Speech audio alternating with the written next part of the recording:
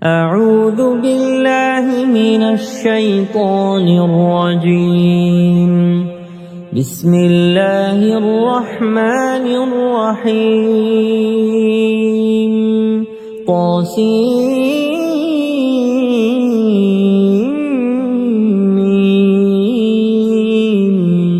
تلك آيات الكتاب المبين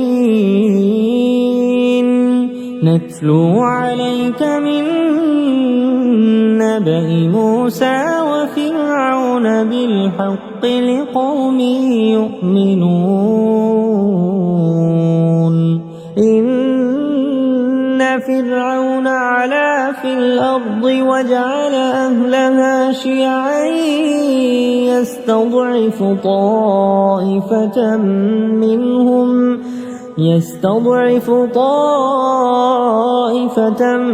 منهم يذبح أبناءهم ويستحيي نساءهم إنه كان من المفسدين.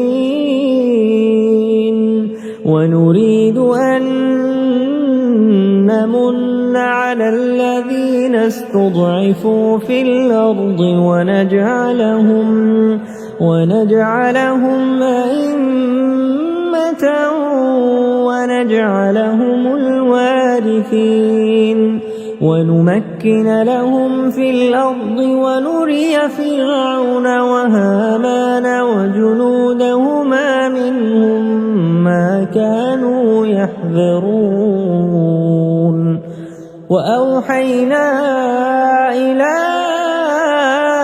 أم موسى أن أرضعيه فإذا خفت عليه فألقيه في اليم ولا تخافي ولا تحزني إنا رادوه إليك وجاعلوه من المرسلين. فالتقطه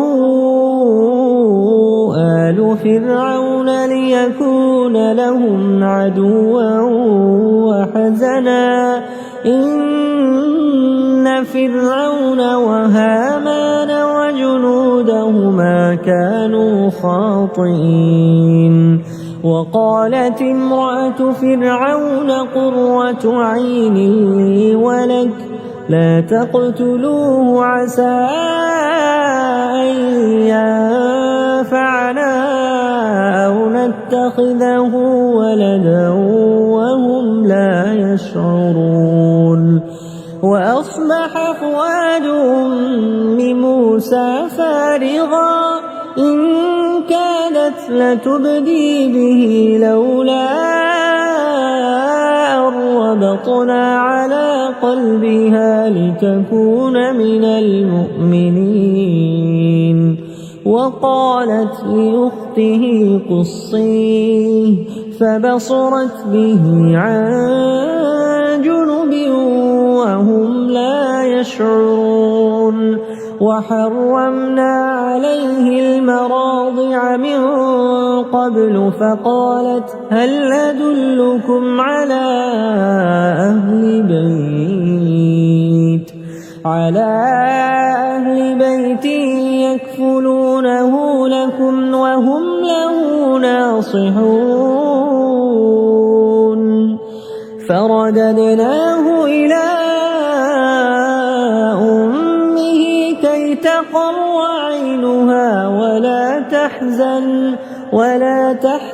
ولتعلم أن وعد الله حق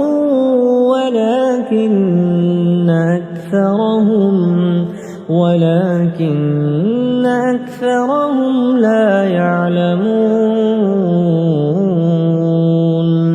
ولما بلغ أشده واستوى آتيناه حكما وعلما وكذلك نجزي المحسنين. ودخل المدينة على حين غفلة من أهلها فوجد فيها رجلين يقتتلان هذا من شيعته وهذا من عدوه فاستغاثه الذي من شيعته على الذي من عدوه فوكزه موسى فقضى عليه قال هذا من عمل الشيطان إنه عدو مضل مبين قال رب إني ظلمت نفسي فاغفر لي فغفر له إنه هو الغفور الرحيم قال رب بما أنعمت علي فلن أكون ظهيرا للمجرمين فأصبح في المدينة خائفا يترقب فإذا الذي استنصره بالأمس يستصرخه قال له موسى إنك لغوي مبين فلما أن أراد أن يبطش بالذي هو عدو لهما قال يا موسى أتريد أن تقتلني كما قتلت نفسا بالأمس إن تريد إلا أن تكون جبارا في الأرض وما تريد أن تكون من المصلحين وجاء رجل من أقصى المدينة يسعى قال يا موسى إن الملأ يأتمرون بك ليقتلوك فاخرج إني لك من الناصحين فخرج منها خائفا يترقب قال رب نجني من القوم الظالمين ولما توجه تلقاء مدين قال عسى ربي أن يهديني سواء السبيل ولما ورد ماء مدين وجد عليه أمة من الناس يسقون ووجد من دونهم امرأتين تذودان قال ما خطبكما قالتا لا نسقي حتى يصدر الرعاء وأبونا شيخ كبير فسقى لهما ثم تولى إلى الظل فقال رب إني لما أنزلت إلي من خير فقير فجاءته إحداهما تمشي على استحياء قالت إن أبي يدعوك ليجزيك أجر ما سقيت لنا فلما جاءه وقص عليه القصص قال لا تخف نجوت من القوم الظالمين قالت إحداهما يا أبت استأجره إن إن خير من استأجرت القوي الأمين. قال إني أريد أن أنكحك إحدى ابنتي هاتين على أن تأجرني 8 حجج، فإن أتممت 10 فمن عندك، وما أريد أن أشق عليك، ستجدني إن شاء الله من الصالحين.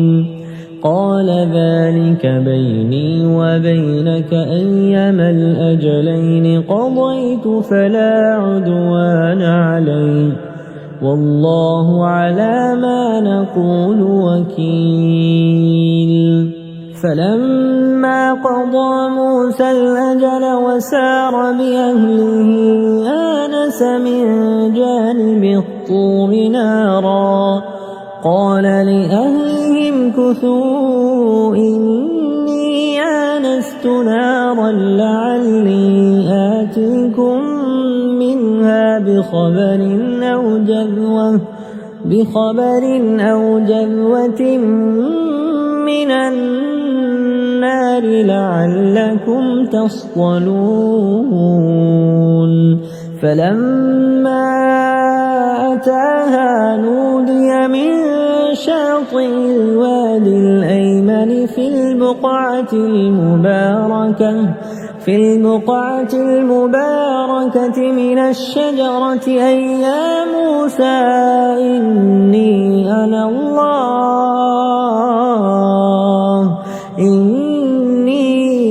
الله رب العالمين، وأن ألق عصاك.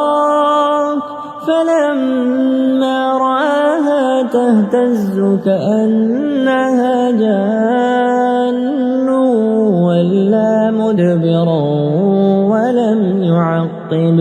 يا موسى أقبل ولا تخف إنك من الآمنين. اسلك يدك في جيبك تخرج بيضاء من غير سوء، واضمم إليك جناحك من الرهب فذلك برهانان من ربك إلى فرعون وملئه إنهم كانوا قوما فاسقين. قال رب إني قتلت منهم نفسا فأخاف أن يقتلون، وأخي هارون هو أفصح مني لسانا فأرسله معي يرد أن يصدقني إني أخاف أن يكذبون. قال سنشد عضدك بأخيك ونجعل لكما سلطانا فلا يصلون إليكما بآياتنا أنتما ومن اتبعكما الغالبون. فلما جاءهم موسى بآياتنا بينات قالوا ما هذا إلا سحر مفترى وما سمعنا بهذا في آبائنا الأولين. وقال موسى ربي أعلم بمن جاء بالهدى من عنده ومن تكون له عاقبة الدار إنه لا يفلح الظالمون. وقال فرعون يا أيها الملأ ما علمت لكم من إله غيري فأوقد لي يا هامان على الطين فاجعل لي صرحا لعلي أطلع إلى إله موسى وإني لأظنه من الكاذبين واستكبر هو وجنوده في الأرض بغير الحق وظنوا أنهم إلينا لا يرجعون فأخذناه وجنوده فنبذناهم في اليم فانظر كيف كان عاقبة الظالمين وجعلناهم أئمة يدعون إلى النار ويوم القيامة لا ينصرون وأتبعناهم في هذه الدنيا لعنة ويوم القيامة هم من المقبوحين ولقد آتينا موسى الكتاب من بعد ما أهلكنا القرون الأولى بصائر للناس وهدى ورحمة لعلهم يتذكرون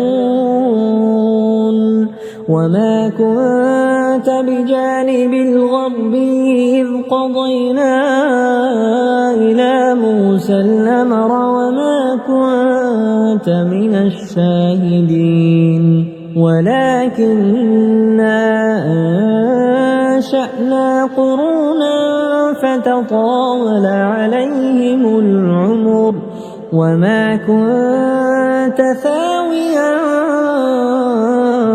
في أهل مدين تتلو عليهم آياتنا ولكننا كنا مرسلين